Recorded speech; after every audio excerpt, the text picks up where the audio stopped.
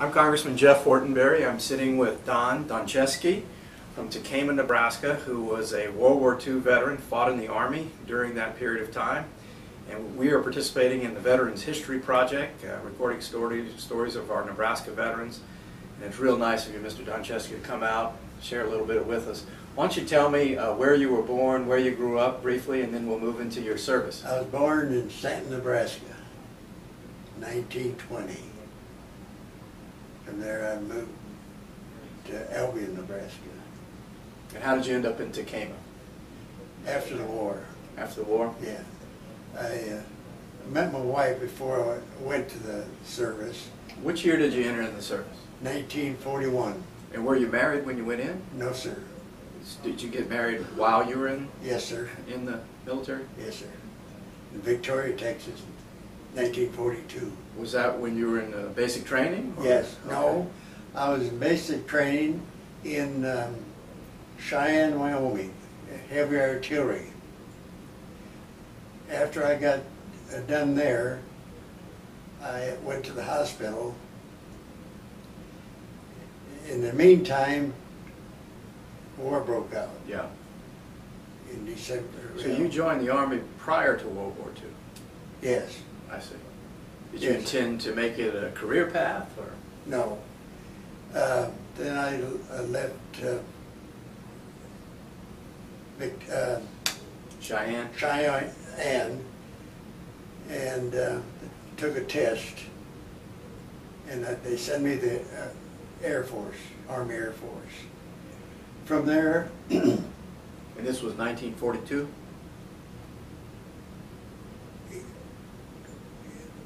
well, this is 41 yet. Okay. Then 42, they sent me to San Antonio, Texas.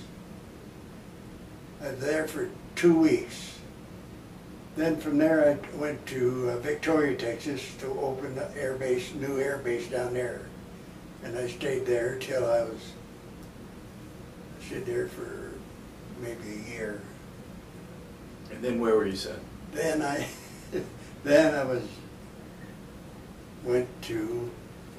got on the call to go overseas. And from there, I went to New York. From New York, I went to England. From England, I stayed there a month or 2 months, I forget how long I was there. But then I went overseas to I hit Omaha Beach, the second wave. So you landed in Normandy on D-Day? Yeah.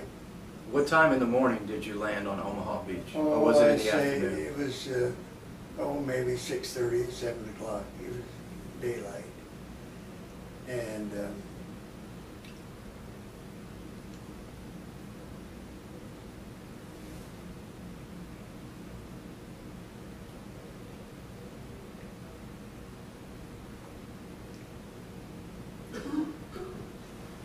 loved it, people.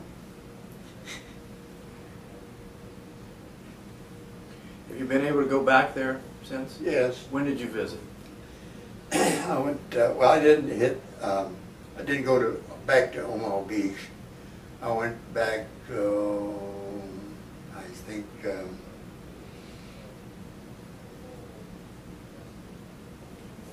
I'd say I don't know what it was. Just on a personal trip? Yes. Back to northern France? There. Yeah, I went back to Rhine River where I went across. Okay. Well, after you hit the beach, were you pinned down there for a little bit? Yeah, I was pinned down there. And then I went and liberated France, Paris. From there, I went from Paris to Rhine River. From the Rhine River out to the Battle of the Bulge. So under whose command were you? Which command? Oh, I was under General Patton. I was under a lot of them because I hauled supplies to the front line all the time. It was from gas, shoe, anything they wanted the front line, I had to haul up there. So was that what you were doing when you hit the beach in Omaha, bringing in supplies? at Omaha Beach? Yes. And then I was connected with the 9th Air Force. I was with the 9th and Air Force. Yeah. So did you get into one of the troop carriers, the Higgins boats? Oh, yeah. And that's how you landed? Yeah. That was a real, it was a real thing to see, but it was very sad too. Very difficult, I can only imagine. When you first landed, were you able to take cover immediately? Were there other troops who had survived it and were pinned down? Yeah, pinned down, yeah. So, it was... Do you know which part of the beach you were in? Have you been able to see it again? The reason I asked you, I was there last February. No, I'd like to go back, Yeah. but, you know... Why don't you come for the 70th anniversary of D-Day next summer? Okay. I think it'd be a good thing to do. Yeah. But then when I was... when the war was over in there, they called me essential to go to Japan. So you were on your way to Japan? So I had a special spec number that they must have never had very few in between, because I hadn't had points to come home 2 or 3 times. Yeah. Well, you were highly specialized and trained. Yeah. And it was mostly, again, supply management, what you were doing? Is there anything you particularly remember about, obviously, the difficulty of landing at Omaha Beach on D-Day and what we don't even want to think about as it occurred to you? Was there any other memory that day as you were able to advance up the cliff sides there and establish a position that you recall very well? Yeah. At what time of the day were you able to make it up the steep cliffside? Oh, I suppose around 8, 9 o'clock. You were able to get up there pretty quickly? Yeah. It was raining and it was terrible weather, you know. Yeah. How far out were you able to, got on the Higgins boat off a ship? Oh. How far out from the beach? Well, we had to get out in the water and, you know, it was deep, pretty deep where we got out, but after we got out, we could kind of walk, you know. Yeah. When the Higgins boat, the front opened, it was pretty deep, what, about up to your chest? Chest, yeah. And what were you carrying? What was your job that day? Well, I just had my, you know, my bag carried, you know, and my gun, and that's about it. So you weren't necessarily in supply management, you were just trying to establish a beachhead at that moment. Yeah.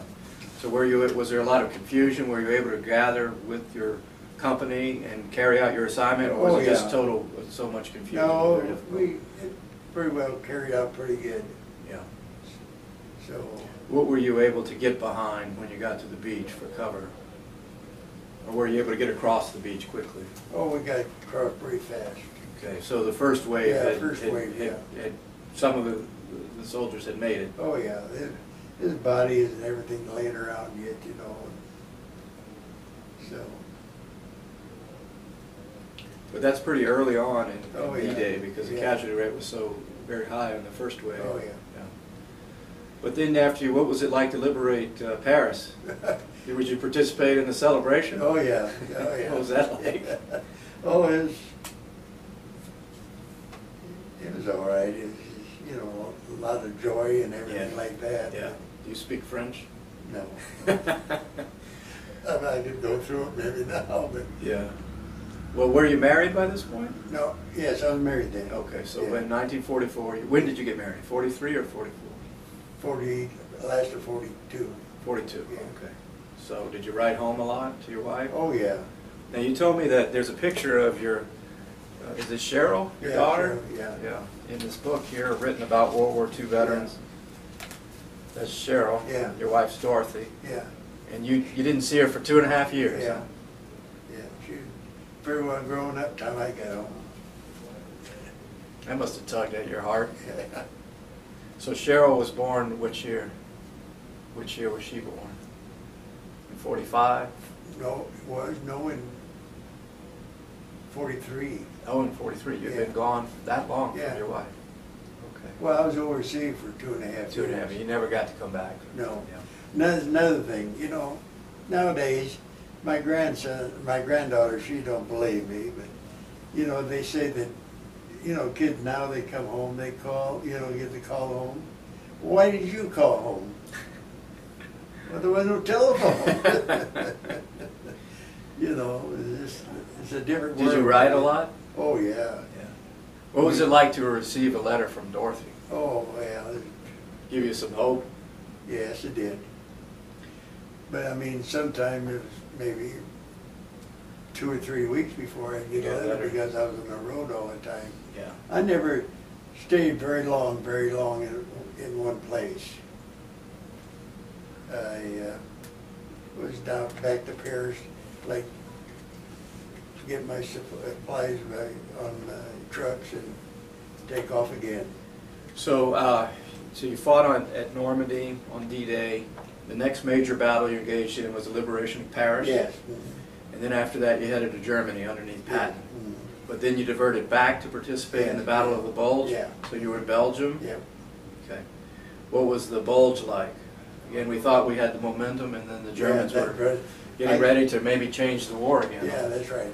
I got back in there, and oh, it was cold, snowing and stuff.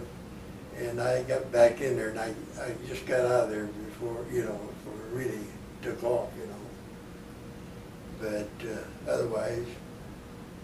Which area of the Bulge that battle were you in? Oh, I'd say.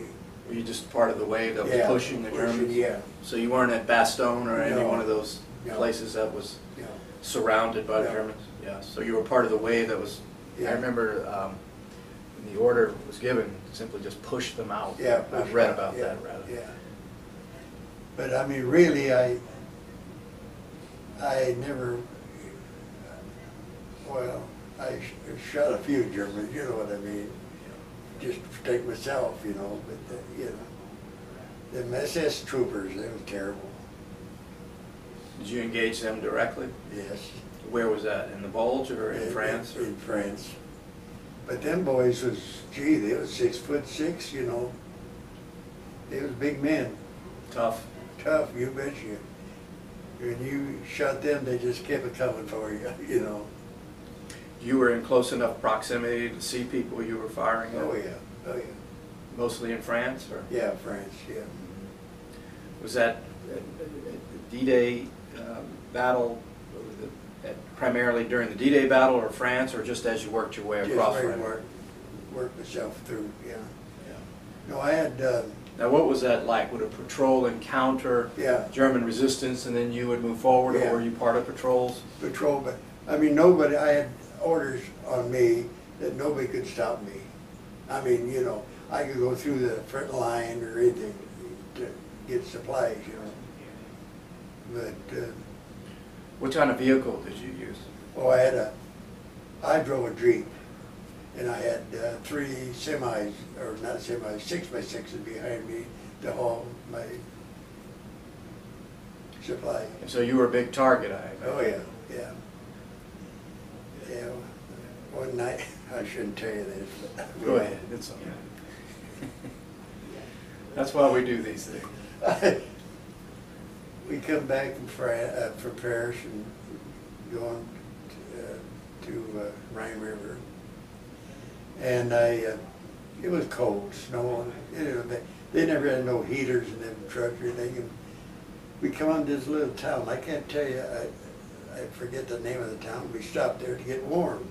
Well, they invited us in, you know, to have a drink, you know, in these pubs. French people? Yeah, it was nice. And get warm. And pretty soon that guy said, "Do you want to stay, you know, have supper, you know, at lunch?" I go, "Well, yeah, because we don't have lunch, hot supper." Dinner, so we went in there and had lunch or dinner. And pretty soon, some girls come in. That was a fall down right there. And that's when you went back, thought about Dorothy. So when we ate dinner and we woke up, well, let's put it back away. I had my truck packed up against the church so nobody could, you know, Yeah. get the supplies out of there. Well, we went to eat supper around 7:30, 8 o'clock,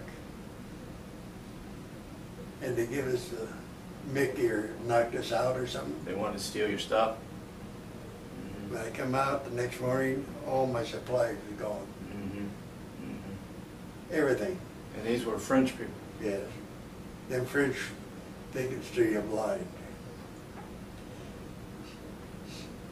So what, I thought, oh, should I go over the hill or what should I do? Because they could break me and put me in the compound. So I went back to the colonel and I told him what happened. And he said, okay. He said, well, just say that it was lost in action and you get your... Well, you were trying to survive by Yeah. eating, right? And We ought to just leave it there, get right? back and Yeah. get a load and get Yeah. it going again. Yeah. I did. So when, so after you fought through France, you entered Germany, or you went through the Bulge? Yeah. Did you enter Germany after that? No, You never did. no. I was supposed to go back with the crowd, with the army in, oh God, what year was that, 49 or 50? And I was on top of the house and I fell off of it and broke my ankle. So I was on crutches and I didn't go back then. So you never did go to the Pacific? No. Yeah. But you were assigned a number? Yeah. Oh yeah. So what, this book here, Time to Speak, was written by someone in England? You said? No, that I'm was sorry? right in Tekamah. Oh, in Tekamah? Yeah. What was the English connection? Did I misunderstand something? The connection to England? Yeah, well, I took everybody, there's quite a few in there, different people. So there's a story here where it, there's a little story here about your, well, several pages here. Yeah. What are the highlights from the interview that you gave here? Well, it was just a story that we went through, and they just made a book of it. Yeah. It seemed I was so alone, except for Cheryl, your baby. Yeah, that's beautiful. We didn't get any news. I didn't know where he was. She says, your wife, Dorothy. I hear on the radio, see a little bit in the paper. I figure maybe that's where he was, and I'd start to worry. Yeah. Well, another Bless thing, your heart. when I was in England, I think I showed you that, we had our tension on. I had my foxhole built right by my bed, so when we had radio, I just rolled over there. So that's when I ate the raisins and there's Yeah, I thought I saw that story. Magnets. I was eating magnets. Ooh, it was good though. Now, was that the view of what you saw Rhine on River. Normandy? Oh, Yeah. that was Rhine River? Yeah, that's Rhine River. The tank impediments there? Mhm. Okay. Well, you saw quite a bit of action. Oh yeah, yeah. So you slept the night of June 6th Mm-hmm. on top of the cliff there Yeah. at Omaha Beach? Yeah, That's where you made it up? yeah. Now if you ever come to Tekamah, they have a bunch of us guys painted right on the wall. Is that right? Yeah. That's great. So what's your best memory, what's your worst? I think you told us your worst memory about being stolen from by the French who knocked you out. What's your best memory? When the war was over. Yeah, I'm sure. I'm sure. I mean, I had a lot of good memories, but a lot of bad memories too, Yeah, yeah. Like I said, I went through hell, but I don't want to go through it again.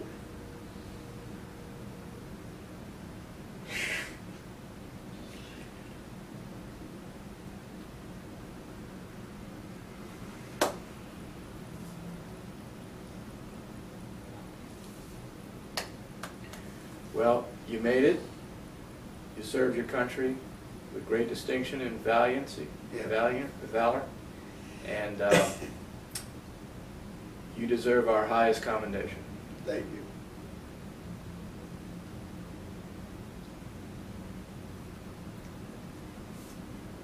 So does Dorothy.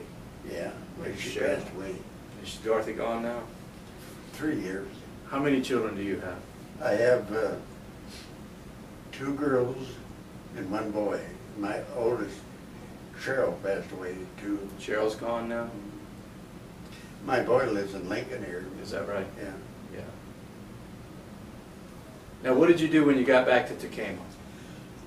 I worked at the Ford Garage for 45 years. Is that right? Is that right? Yeah. Yeah. Jim Gold, maybe he was a senator one time. I don't know him. Yeah. Yeah. Yeah, I've been there ever since. When I got out of the service, I said I don't want to move, and I moved to Tekamah, and that's where I stayed all these years. Yeah. Yeah. Well, I'm just 94 years old. What the heck? well, we're very, very grateful that you've been Yeah. willing to share a few of your memories with Yeah. us. And I know there's sometimes a hesitancy to do that, Yeah. because I know you did it out of duty and love of your country. You did the best you had with what you had.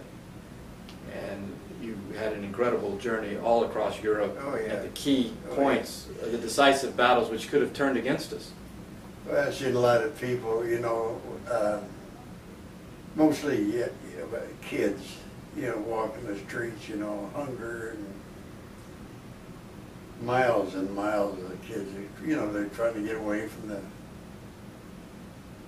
action. And See, this is something we don't think about, that we look at the particular battles and how tough Yeah. and difficult that was, but the effects of war, the effects of battle, displaced families, children starving, Oh, yeah. no food, Yeah. no structure, no stability, Yeah. fear, not knowing where to go, and you saw all that. Oh, yeah. Just Yeah. lines of people moving, You felt sorry for him, but you couldn't do nothing about it, because you had to keep moving.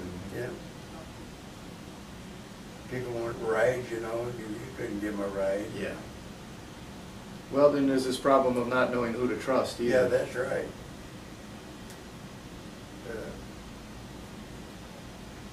Well, it's like I say, a lot of French people was against us, and a lot of them liked us and helped us out a lot. Yeah. But it looks like from the war reels, the liberation of Paris was a great celebration. Oh, yeah, yeah. Then you encountered this problem north of there, Yeah. right? Where Yeah. some people stole from you. Yeah, they had to steal from you. So, Do you think these were people who were German collaborators, sympathizers, or are they just surviving? oh, I think they're just survivors, yeah.